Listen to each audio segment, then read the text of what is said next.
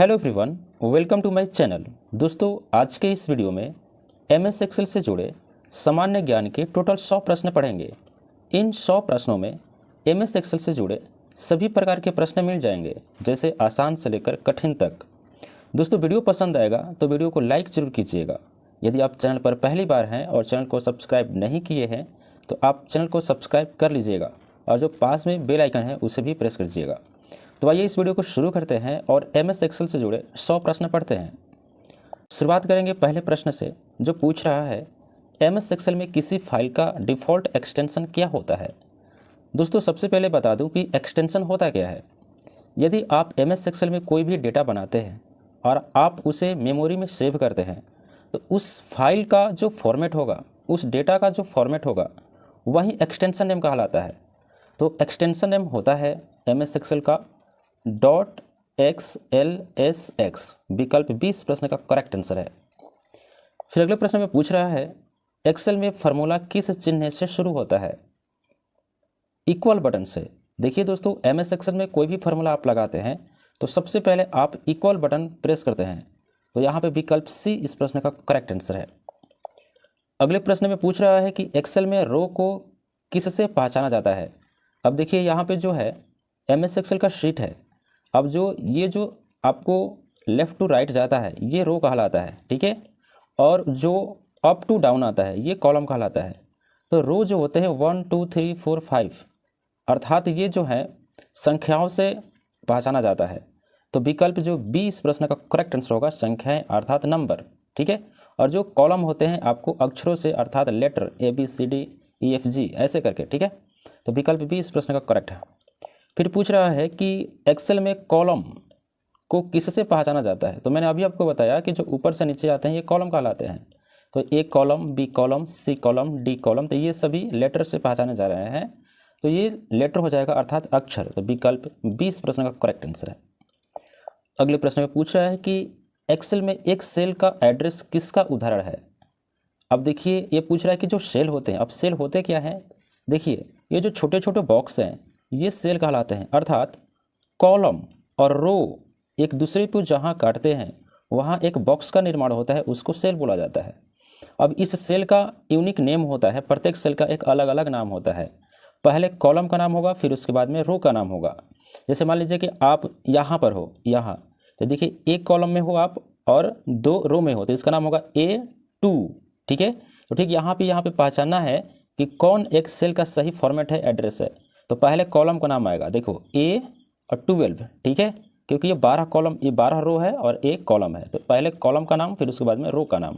तो ये आपका सही एड्रेस है। तो विकल्प 20 प्रश्न का करेक्ट है। अगले प्रश्न में पूछ रहा है एक्सेल में वर्तमान सेल को एडिट करने की शॉर्टकट की कौन सी होती है। अब देखिए, सेल के अंदर जो भी आप डेटा लिखे हैं, यदि आप इसको एडिट करना चाहते हैं, उसमें बदलाव करना चाहते हैं, तो सिंपली आप उस सेल को सिलेक्ट कीजिए और F2 बटन प्रेस कर दीजिए। तो आपका जो कर्सर है सेल के अंदर एक्टिव हो जाता है और आप उसको एडिट कर पाएंगे। तो विकल्प 20 प्रश्न का करेक्ट आंसर होगा F2। अगला प्रश्न पूछ रहा है कि एक्सेल में पूरी रो को सिलेक्ट करने की शॉर्टकट क्या है।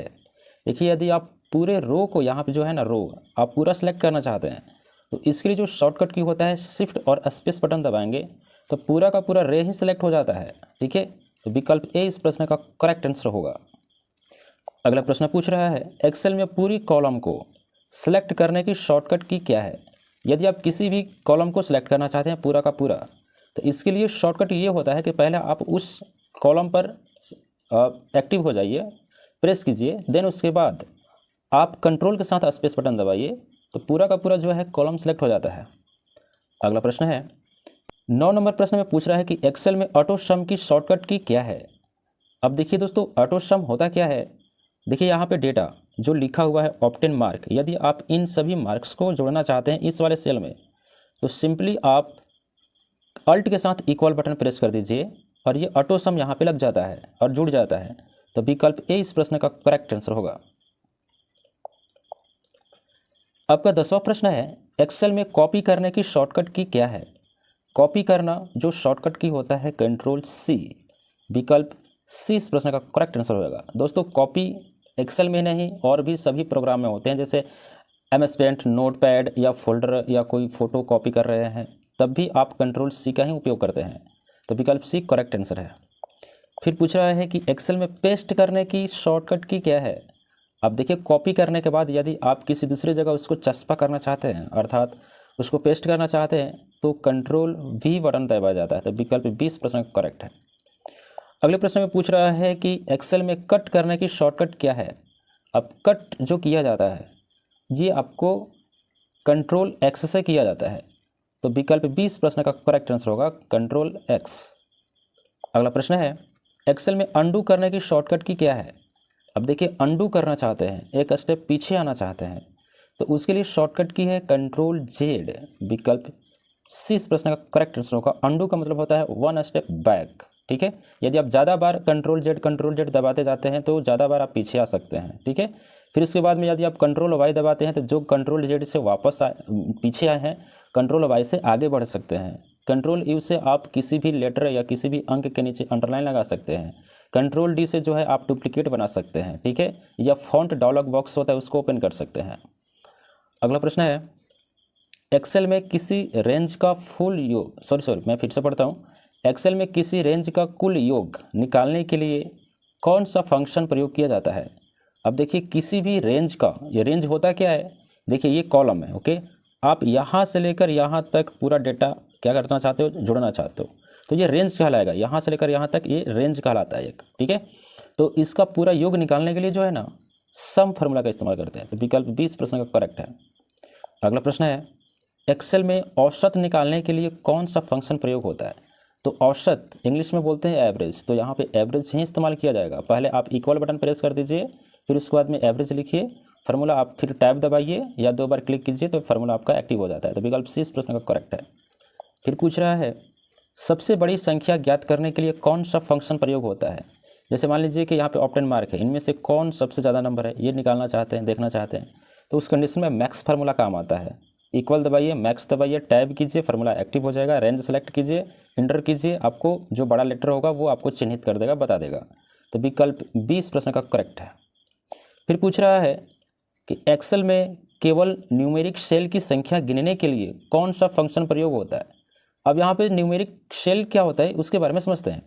देखिए, जो शीट है और शीट पे अनेकों सेल होते हैं। अब जिस सेल के अंदर कुछ भी लिखा हुआ हो, लेकिन वो क्या हो, अंक लिखा गया हो, ABCD में नहीं, नेम नहीं, कोई अंक, कोई संख्या लिखा गया हो, उसकी काउंट करना है, उसको गिनना है कि ये कितने लिखे गए हैं, सिर्फ अंक, सिर्फ नंबर, तो उसके लिए काउंट फार्मूला इस्तेमाल होता है, काउंट। तो विकल्प बी करेक्ट है। अब यहाँ पे देखिए, बात करते हैं जो है काउंट ए। काउंट ए क्या करेगा, टेक्स्ट को काउंट करेगा, जो टेक्स्ट होगा उसके अंदर लिखा होगा ABCD उसको भी काउंट करेगा, काउंट ए फार्मूला से। अगला प्रश्न है, 19 नंबर प्रश्न है कि एक्सेल में नॉन एम्प्टी सेल, अर्थात वैसा सेल जिसके अंदर कुछ ना कुछ लिखा गया हो, वो खाली ना हो। ठीक है, अर्थात नंबर हो या लेटर हो, कुछ भी लिखा गया हो, उनकी संख्या गिनने के लिए जो है ना, काउंट ए फार्मूला का इस्तेमाल किया जाता है। ये क्या करता है, लेटर को भी काउंट कर लेता है। ठीक है, जो भी सेल के अंदर लिखा गया है। तो विकल्प ए बी इस प्रश्न का करेक्ट है। अगले प्रश्न में पूछ रहा है कि एक्सेल में खाली सेल, अर्थात देखिए, मान लीजिए कि ये सब खाली सेल है, अगर आप काउंट करना चाहते हैं कितने खाली हैं, इसमें काउंट ब्लैंक फार्मूला काम आता है। तो विकल्प सी इस प्रश्न का करेक्ट है। फिर पूछ रहा है कि एक्सेल में वर्तमान डेट डालने की शॉर्टकट की क्या है। यदि देखिए, आप किसी भी सेल के अंदर जो वर्तमान डेट है, आपकी कंप्यूटर में जो डेट चल रहा है, डेट एंड टाइम चल रहा है, सॉरी सिर्फ डेट, तो यदि आप किसी भी सेल के अंदर डेट रखना चाहते हैं तो उस कंडीशन में जो है ना, कंट्रोल के साथ सेमीकोलन बटन प्रेस कीजिए, ये आपका जो डेट इंसर्ट हो जाता है। तो विकल्प 20 प्रश्न का करेक्ट है। फिर पूछ रहा है कि एक्सेल में वर्तमान टाइम डालने की शॉर्टकट की क्या है। तो यदि आप टाइम लगाना चाहते हैं किसी भी सेल के अंदर, तो कंट्रोल प्लस शिफ्ट प्लस जो है सेमीकोलन बटन आप दबाइएगा, तो ये टाइम लग जाता है। तो विकल्प ए इस प्रश्न का करेक्ट है। पूछ रहा है कि एक्सेल में फाइंड करने की शॉर्टकट की क्या है। तो फाइंड करने की शॉर्टकट की होता है कंट्रोल F। विकल्प ए इस प्रश्न का करेक्ट है। पूछ रहा है कि एक्सेल में रिप्लेस करने की शॉर्टकट की क्या है। तो देखिए, रिप्लेस करने की शॉर्टकट की होता है कंट्रोल H। तो विकल्प 20 प्रश्न का करेक्ट है। पूछ रहा है कि एक्सेल में किसी सेल को एब्सोल्यूट रेफरेंस बनाने के लिए किस चिन्ह का प्रयोग किया जाता है। तो देखिए, किसी भी सेल को एब्सोल्यूट रेफरेंस अर्थात सेल को लॉक करने के लिए, ठीक है, यदि आप किसी भी सेल को लॉक करना चाहते हैं तो उस कंडीशन में डॉलर का सिंबल लगाया जाता है। तो विकल्प सी इस प्रश्न का करेक्ट आंसर होगा। अगला प्रश्न है कि ये जो है देखिए डॉलर में लगा हुआ है, ठीक है, और ये A1, इससे क्या पता चलता है? तो ये जो सेल है ये एब्सोल्यूट सेल हो गया है, एब्सोल्यूट सेल हो गया है। तो विकल्प बी इस प्रश्न का करेक्ट आंसर होगा। अब देखिए इससे फ़ायदा क्या होता है? इससे फ़ायदा ये होता है कि आपका जो सेल है लॉक हो जाता है। यदि आप इस सेल में जो भी है डेटा और फार्मूला के थ्रू आप कहीं ले जाना चाहते हो तो आपका जो पोजीशन है वो लॉक रहता है, वो चेंज नहीं होता है, ठीक है। लॉक करने का फ़ायदा ये होता है। अगला प्रश्न है कि एक्सेल में चार्ट का उपयोग किसके लिए किया जाता है? तो देखिए चार्ट का उपयोग किया जाता है आपको डेटा को ग्राफिकली रूप में प्रदर्शित करने के लिए, ग्राफ बनाने के लिए चार्ट का उपयोग किया जाता है। तो विकल्प 20 प्रश्न का करेक्ट है। पूछ रहा है एक्सेल में शॉर्ट का उपयोग किस लिए किया जाता है? देखिए शॉर्ट क्या होता है, क्या है? यदि आप किसी भी डेटा को क्रमबद्ध करना चाहते हो, A to Z करना चाहते हो, Z to A करना चाहते हो, उस कंडीशन में ये जो उपयोग किया जाता है डेटा को क्रमबद्ध करने के लिए। तो विकल्प ए इस प्रश्न का करेक्ट है। अगला प्रश्न है एक्सेल में फिल्टर का मुख्य उद्देश्य क्या है? एक्सेल में फिल्टर का जो मुख्य उद्देश्य होता है ना, ये होता है चुने हुए क्राइटेरिया के अनुसार डेटा दिखाना। जैसे फॉर एग्जांपल आप इस सेल के अंदर बहुत सारा अंक लिखे गए हैं या नेम लिखे गए हैं, यदि आप एक ही प्रकार के नेम दिखाना चाहते हैं, सिर्फ वही नाम दिखाना चाहते हैं, तो उसी को सिलेक्ट कर लीजिए और वही सामने नाम आएगा, बाकी सब छिप जाता है। ये फिल्टर करने का फ़ायदा होता है, ठीक है। तो यहाँ पे विकल्प ए इस प्रश्न का करेक्ट आंसर होगा। अगला प्रश्न है कि एक्सेल में नई वर्कबुक बनाने की शॉर्टकट की क्या है? देखिए एक आप नई वर्कबुक लेना चाहते हैं, ठीक है, तो एक नया वर्कबुक लेने के लिए जो है ना, ये आपको कंट्रोल N बटन दबाते हैं, जिससे नया डॉक्यूमेंट खुल जाता है, फ्रेश डॉक्यूमेंट नया, जिस पे आप खुद शुरू से काम करते हो। तो विकल्प ए इस प्रश्न का करेक्ट है। फिर पूछ रहा है कि एक्सेल में वर्कबुक को सेव करने की शॉर्टकट की क्या है? तो देखिए सेव करने का शॉर्टकट की होता है कंट्रोल S।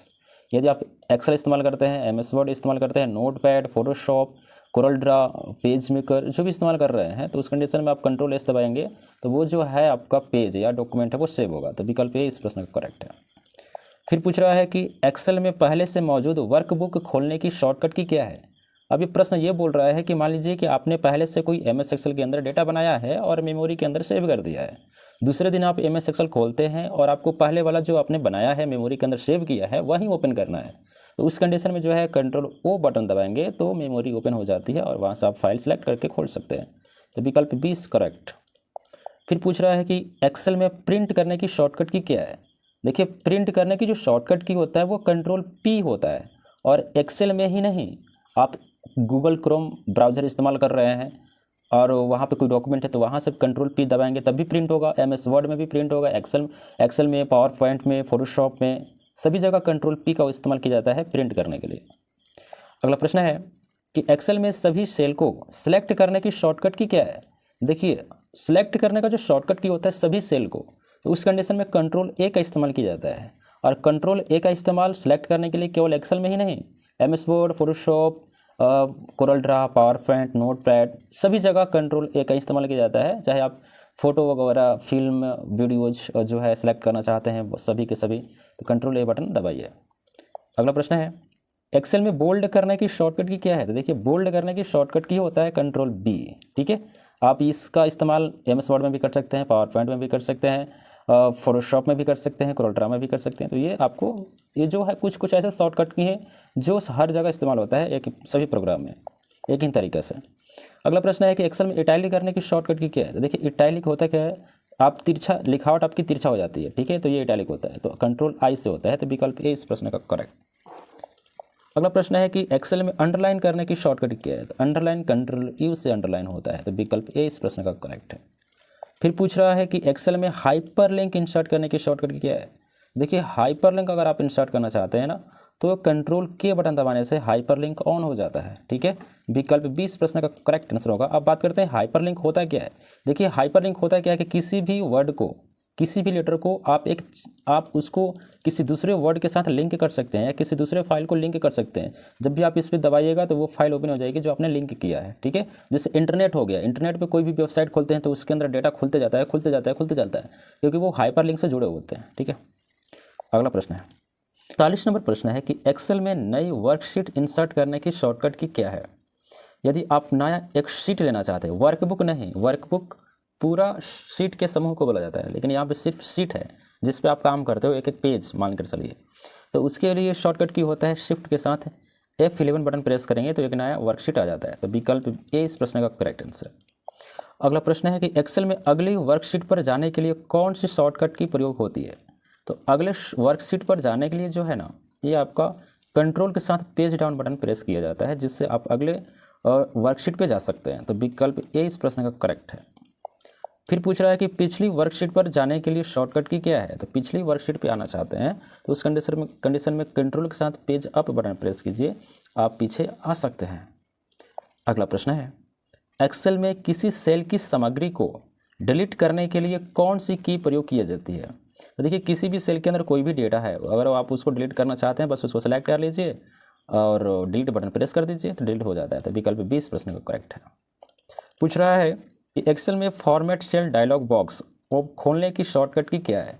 तो यदि आप फॉर्मेट सेल डायलॉग बॉक्स, अब ये होता क्या है, तो देखिए जिस बॉक्स के अंदर किसी भी फॉन्ट की साइज बड़ा करना, छोटा करना, कलर करना, ठीक है, बोल्ड करना, ये सब टूल होते हैं, ठीक है, वो फॉर्मेट सेल कहलाते हैं। फॉर्मेट सेल डायलॉग बॉक्स होते हैं।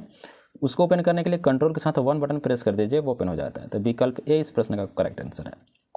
फिर पूछ रहा है कि एक्सेल में एक ही डेटा को कई सेल में भरने के लिए कौन सी सुविधा उपयोगी है।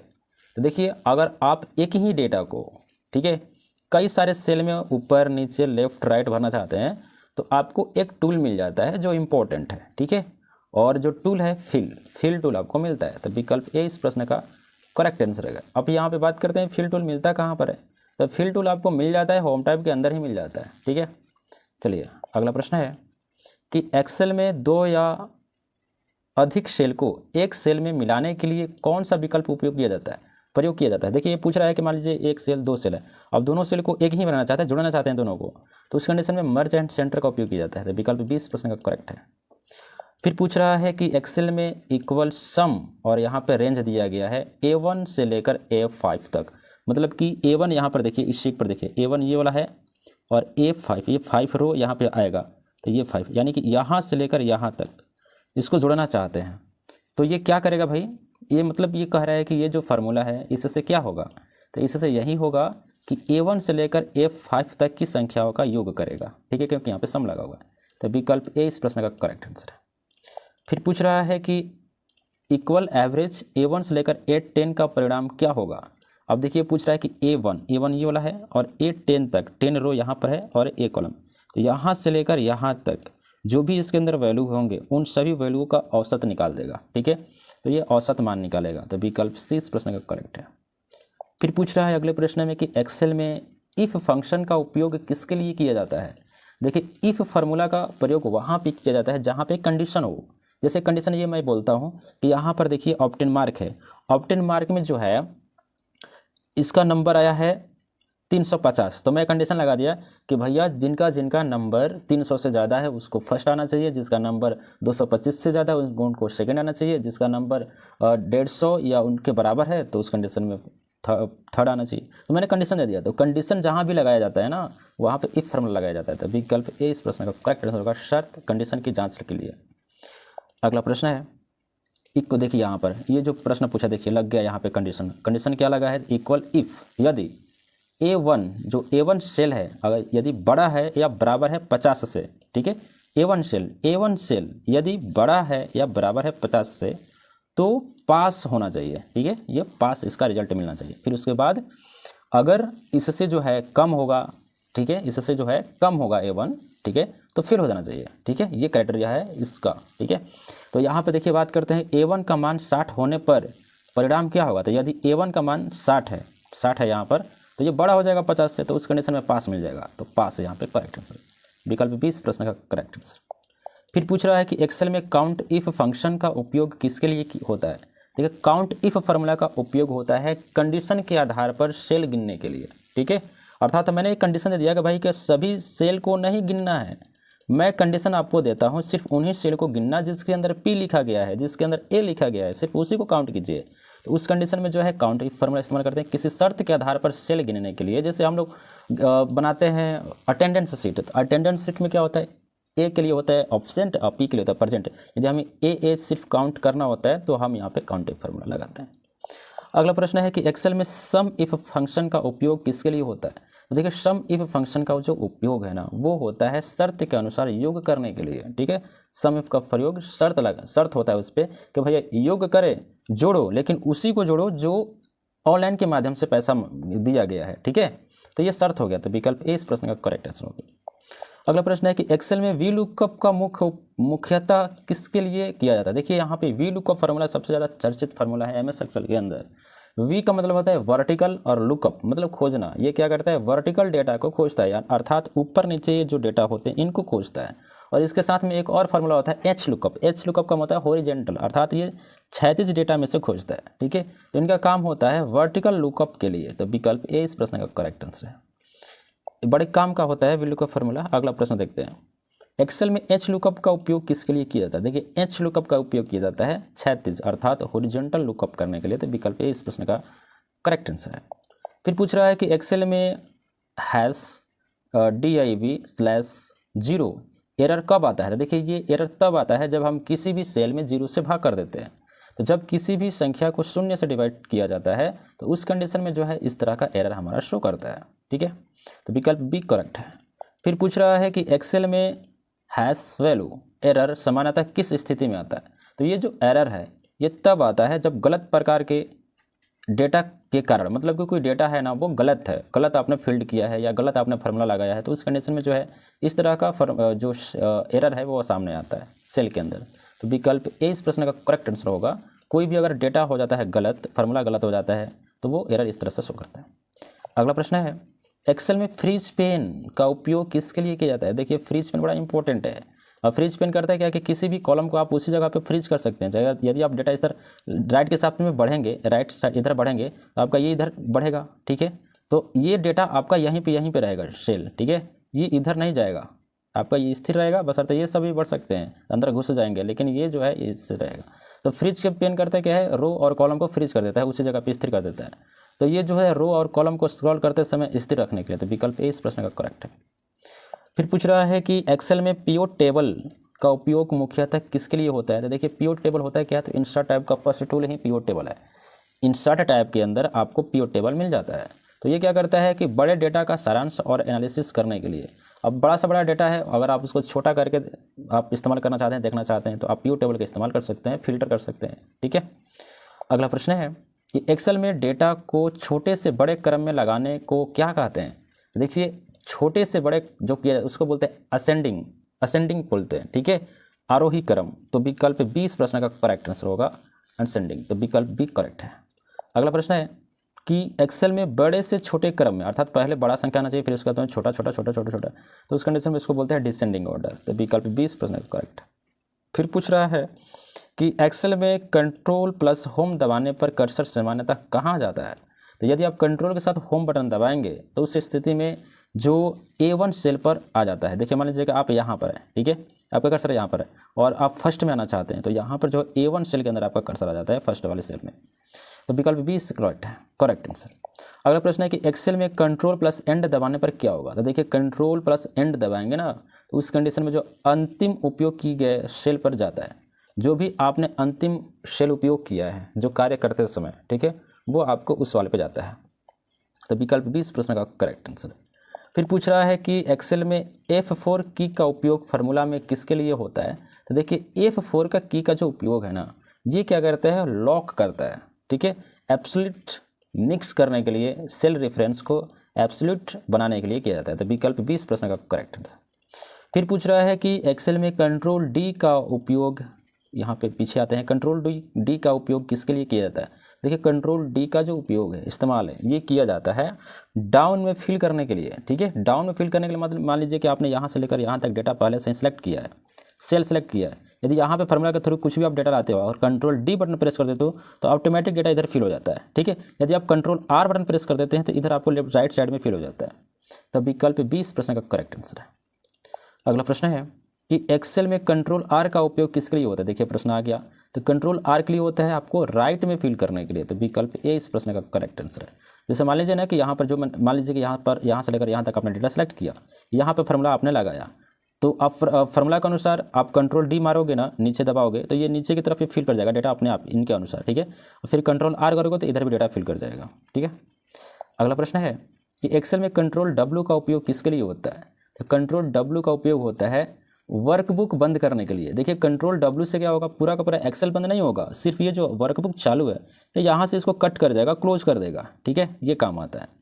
देखिए यहाँ पर ये बटन यहाँ से क्लोज कर जाएगा, ठीक है, पूरा का पूरा। अगला प्रश्न है कि एक्सेल में कंट्रोल, अच्छा मैंने बताया नहीं क्या, हाँ इसमें है वर्कबुक विंडो बंद करने के लिए, ठीक है, ये कंट्रोल एक प्रश्न सही है। अगला प्रश्न है कि एक्सेल में कंट्रोल शिफ्ट एल का उपयोग किसके लिए होता है? देखिए कंट्रोल शिफ्ट प्लस एल का उपयोग किया जाता है फिल्टर हटाने के लिए, फिल्टर हटाने के लिए या लगाने के लिए। आप फिल्टर को लगा भी सकते हैं और हटा भी सकते हैं। विकल्प ए इस प्रश्न का करेक्ट आंसर है। अगला प्रश्न है कि एक्सेल में कंट्रोल जी किस सुविधा को खोलता है? तो कंट्रोल जी से होता है गो टू। यदि आप जो है 1 शीट पर है 2 शीट पे जाना चाहते हैं तो आप जा सकते हैं, ठीक है। तो यहाँ पर जो है गो टू ओपन करता है, तो विकल्प ए इस प्रश्न का करेक्ट है। फिर पूछ रहा है कि एक्सेल में कंट्रोल शिफ्ट और जो डॉलर है का उपयोग किसके लिए किया जाता है? तो ये जो किया जाता है आपको करेंसी फॉर्मेट लगाने के लिए। विकल्प ए इस प्रश्न का करेक्ट आंसर होगा। अब बात करते हैं कि करेंसी फॉर्मेट होता है क्या? देखिए मान लीजिए सेल हो गया, ठीक है। अब यहाँ से लेकर यहाँ तक आपने पहले से सेलेक्ट करके रखा हुआ है। यदि आप कंट्रोल शिफ्ट डॉलर दबा दोगे, ठीक है, तो क्या होगा कि इसके अंदर डॉलर वाला फॉर्मेट ऑन हो जाता है और जो भी आप लिखोगे, जैसे आप कोई भी अंक लिखते हो, पैसा लिखते हो, तो ऑलरेडी आपको डॉलर का सिंबल लग के आता है, ठीक है, आपको लगाने की ज़रूरत नहीं होती है, वो करेंसी फॉर्मेट होता है। अगला प्रश्न है कि एक्सेल में परसेंटेज फॉर्मेट की शॉर्टकट की क्या है? तो देखिए यार आप परसेंटेज फॉर्मेट लगाना चाहते हैं, फॉर एग्जांपल यहाँ से लेकर यहाँ तक जितने भी सेल हैं, ठीक है, इसके अंदर आप कुछ भी डेटा लिखो पहले से ही परसेंटेज लग के आए, ठीक है, ऑटोमेटिक परसेंटेज लगा हुआ होना चाहिए। तो उस कंडीशन में जो है ना कंट्रोल शिफ्ट और परसेंट बटन दबाएंगे तो परसेंटेज फॉर्मेट लग जाता है। तो विकल्प ए इस प्रश्न का करेक्ट है। फिर पूछ रहा है कि एक्सेल में हैश ये जो है निम्नलिखित पर दिखाता है, ये क्यों दिखाता है? ऐसा इसलिए होता है क्योंकि जो हमारा कॉलम की चौड़ाई होती है वो छोटी होती है ना, कम चौड़ी होती है। यदि आप चौड़ाई बढ़ा देंगे तो ये हट जाता है, पूरा आपका अंक दिखने लगता है। तो ये कॉलम की जो चौड़ाई है वो कम होने के कारण ये हैश दिखाता है, तो कॉलम की विड्थ कम है इसलिए। तो विकल्प 20 प्रश्न का करेक्ट है। फिर पूछ रहा है कि एक्सेल में टेक्स्ट को एक ही सेल के अंदर कई लाइन्स में दिखाने के लिए क्या प्रयोग करते हैं? तो देखिए एक्सेल में टेक्स्ट को एक ही सेल के अंदर कई लाइन में दिखाने के लिए प्रयोग किया जाता है जो है रैप टेक्स्ट का प्रयोग किया जाता है। अब रैप टेक्स्ट होता है क्या है, जैसे मान लीजिए ये सेल है, अब इस सेल के अंदर कुछ भी लिखते हो तो ये जो सेल है ना वो जो भी लिखावट है इधर नहीं बढ़ता है, वो नीचे आ जाता है, ठीक है। तो आप सेल की जो कॉलम की जो चौड़ाई है वो बढ़ती नहीं है, एज इट इज वहीं रहती है, बशर्ते आपका जो लिखावट है वो नीचे आते जाता है, ठीक है। मतलब उसी सेल के अंदर रहेगा लेकिन सेल की चौड़ाई बढ़ जाएगी, कॉलम जो रो की चौड़ाई जो है, रो की हाइट जो है वो बढ़ जाती है, ठीक है। तो यह रैप टेक्स्ट होता है। अगला प्रश्न है कि एक्सेल में किसी कॉलम की विड्थ को कंटेंट के अनुसार स्वतः एडजस्ट को क्या कहते हैं? तो इसको बोलते हैं ऑटो फिट, ठीक है। ऑटो फिट मतलब जो भी टेक्स्ट लिखा जा रहा है ऑलरेडी वो एडजस्ट होते चला जा रहा है, तो ये ऑटो फिट का कंडीशन होता है। ये आपको मिल जाता है होम टैब के अंदर ही, इधर साइड में ऑटो फिट का ऑप्शन। अगला प्रश्न है कि एक्सेल में डेटा को स्वतः सीरीज में भरने की सुविधा क्या कहलाती है? देखिए एक्सेल में डेटा को स्वतः सीरीज में भरने की सुविधा कहलाता है आपका ऑटो फिल, ठीक है। विकल्प ए इस प्रश्न का करेक्ट आंसर है। अगला प्रश्न है कि एक्सेल में मैक्स फंक्शन क्या लौटाता है? यदि आप मैक्स फार्मूला लगाते हैं तो बड़ी संख्या निकल कर आती है, तो विकल्प 20 प्रश्न का करेक्ट आंसर है। अगला प्रश्न है कि मीन फंक्शन क्या लौटाता है? तो देखिए मीन फंक्शन लगाते हैं तो आप छोटी संख्या लौटाता है, तो विकल्प ए इस प्रश्न का करेक्ट है। फिर पूछ रहा है कि एक्सेल में लेन फंक्शन का उपयोग किसके लिए होता है? देखिए लेन फंक्शन का उपयोग होता है टेक्स्ट की लंबाई जानने के लिए, ठीक है। तो विकल्प ए इस प्रश्न का करेक्ट आंसर होगा। 77 नंबर प्रश्न है कि एक्सेल में 2 या अधिक टेक्स्ट को जोड़ने के लिए कौन सा ऑपरेटर प्रयोग किया जा सकता है? तो देखिए यदि आप किसी भी सेल के अंदर जो टेक्स्ट है उनको जोड़ना चाहते हैं तो आप एंड जो ऑपरेटर है इसका इस्तेमाल करते हैं, तो विकल्प 20 प्रश्न का करेक्ट है। फिर पूछ रहा है कि एक्सेल में लेफ़्ट फंक्शन का क्या करता है? लेफ़्ट फंक्शन का काम क्या होता है? देखिए लेफ़्ट फंक्शन ये काम करता है, जैसे मान लीजिए लिखा हुआ कैरेक्टर, तो कैरेक्टर में यदि आप लेफ्ट साइड से केवल 3 अंक निकालना चाहते हैं तो आप निकाल सकते हैं लेफ्ट फार्मूला से।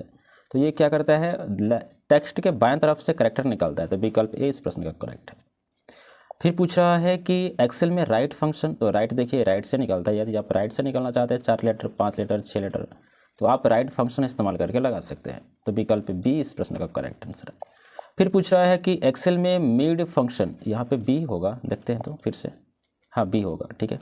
अगला प्रश्न है कि एक्सेल में मिड फंक्शन का उपयोग किसके लिए होता है? तो देखिए मिड फार्मूला का इस्तेमाल करते हैं टेक्स्ट के बीच से कैरेक्टर निकालने के लिए, तो विकल्प ए इस प्रश्न का करेक्ट आंसर होगा। अगला प्रश्न है कि एक्सेल में राउंड फंक्शन का उपयोग किसके लिए होता है? राउंड फार्मूला होता है संख्याओं को राउंड अप करने के लिए, अर्थात जो भी होता है दशमलव के बाद जो भी नंबर आते हैं उसको हटाकर ये राउंड फिगर में कर देता है।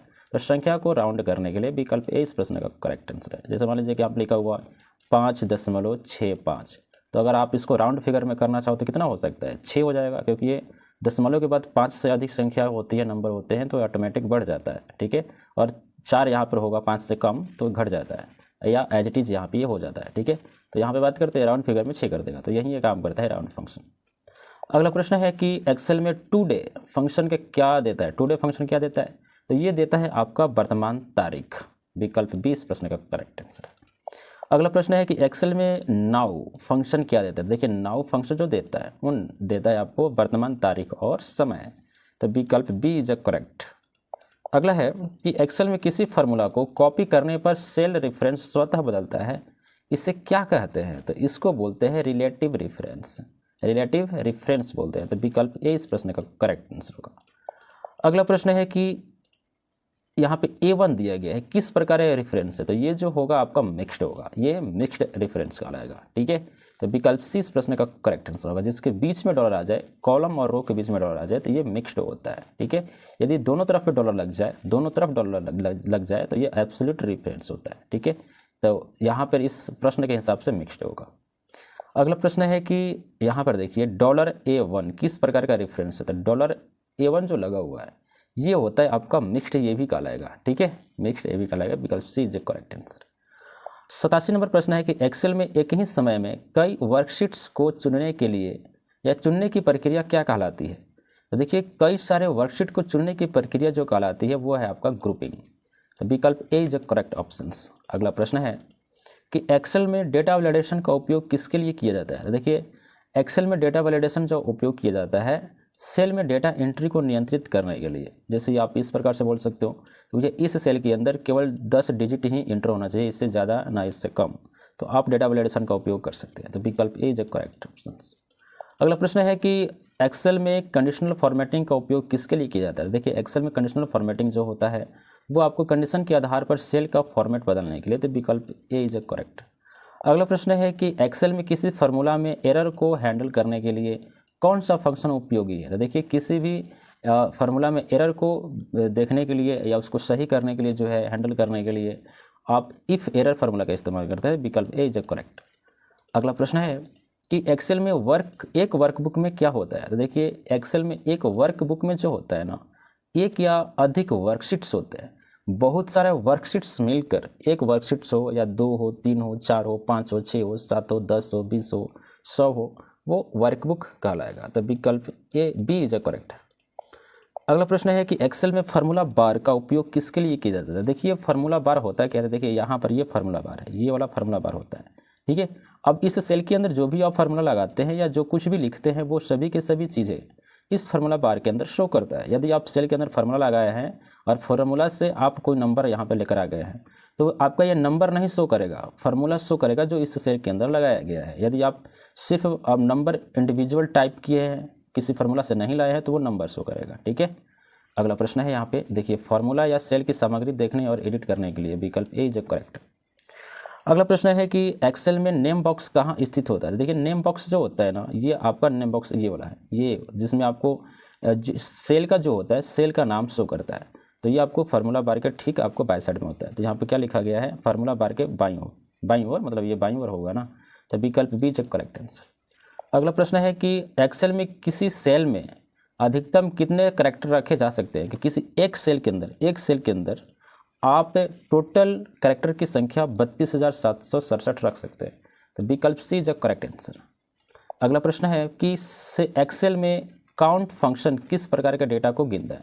देखिए काउंट फंक्शन क्या करता है, ये सेल के अंदर मौजूद सिर्फ नंबर को गिनता है, तो केवल नंबर्स को, तो विकल्प बी इज करेक्ट आंसर। अगला प्रश्न है कि एक्सेल में काउंट ए फंक्शन क्या गिनता है? तो काउंट ए फंक्शन जो गिनता है ना, नॉन एम्प्टी सेल अर्थात जो भी लिखा गया है लेटर में या नंबर में, जिस सेल के अंदर कितने सेल के अंदर लिखा गया है उस सभी सेल को गिन लेता है। ठीक है, तो विकल्प सी जो करेक्ट आंसर होगा, अर्थात कोई भी सेल खाली नहीं होना चाहिए, उस सबको गिन लेगा। ठीक है, अगला प्रश्न है कि एक्सेल में काउंट ब्लैंक फंक्शन का उपयोग किसके लिए होता है। काउंट ब्लैंक का जो प्रयोग होता है, जो भी सेल खाली है जिसके अंदर कोई डेटा नहीं है, अगर उसको काउंट करना चाहते हैं तो काउंट ब्लैंक फार्मूला लगाइए, तो खाली सेल गिनने के लिए विकल्प बी इज करेक्ट आंसर। अगला प्रश्न है कि एक्सेल में किसी वर्कशीट को रिनेम करने का आसान तरीका क्या है। देखिए, रिनेम करने का आसान तरीका होता है कि आप उस सेल को सेलेक्ट कर लीजिए, F2 बटन दबा देंगे तो आपका रिनेम हो जाएगा, वो एडिट हो जाएगा। लेकिन यहाँ पर F2 तो है नहीं, तो शीट पर यहाँ पे वर्कशीट बोला है, सॉरी यहाँ पे वर्कशीट बोला है, तो वर्कशीट में शीट पर डबल क्लिक करना, इससे आप एडिट कर सकते हैं, या F2 बटन दबा देंगे तब भी काम हो जाएगा। तो विकल्प ए इज करेक्ट आंसर। अगला प्रश्न है कि एक्सेल में कंट्रोल F का उपयोग किसके लिए होता है। तो कंट्रोल F का उपयोग होता है फाइंड करने के लिए। कोई भी डेटा अगर आप फाइंड करना चाहते हैं, खोजना चाहते हैं, तो उस कंडीशन में फाइंड F जो है ना, कंट्रोल F का उपयोग किया जाता है। तो विकल्प बी इज करेक्ट आंसर है। अब इस वीडियो का अंतिम प्रश्न है, सवा प्रश्न है कि एक्सेल में कंट्रोल शिफ्ट S का उपयोग किसके लिए किया जाता है। ठीक है, तो मैं आपको बता देता हूं कि कंट्रोल शिफ्ट S का उपयोग किया जाता है सेव एज करने के लिए। ठीक है, सेव एज करने के लिए कंट्रोल शिफ्ट S का उपयोग किया जाता है। दूसरी चीज़ कि अगर मैं आपसे प्रश्न पूछता हूँ कि सेव करने का और कोई शॉर्टकट की है तो आप कमेंट बॉक्स में ज़रूर बताइए। ठीक है, और है, ठीक है, मैं बताता हूँ, सेव करने का केवल कंट्रोल शिफ्ट S से ही नहीं होता है, और भी शॉर्टकट की है, उससे भी आप सेव एज कर सकते हैं। तो आप इसका जो आंसर है ना, आप कमेंट बॉक्स में दीजिए कि किस शॉर्टकट से सेव एज किया जा सकता है। चलिए, तो दोस्तों ये रहे टोटल 100 प्रश्न। ठीक है, उम्मीद करता हूँ कि ये सभी प्रश्न जो है आपको जरूर पसंद आए होंगे। वीडियो पसंद आया तो वीडियो को लाइक जरूर कीजिएगा। चैनल पर पहली बार हैं तो चैनल को सब्सक्राइब जरूर कीजिएगा। जो पास में बेल आइकन होता है उसे प्रेस कीजिएगा। तो मिलते हैं अगले वीडियो में एक नए टॉपिक के साथ। बहुत बहुत धन्यवाद।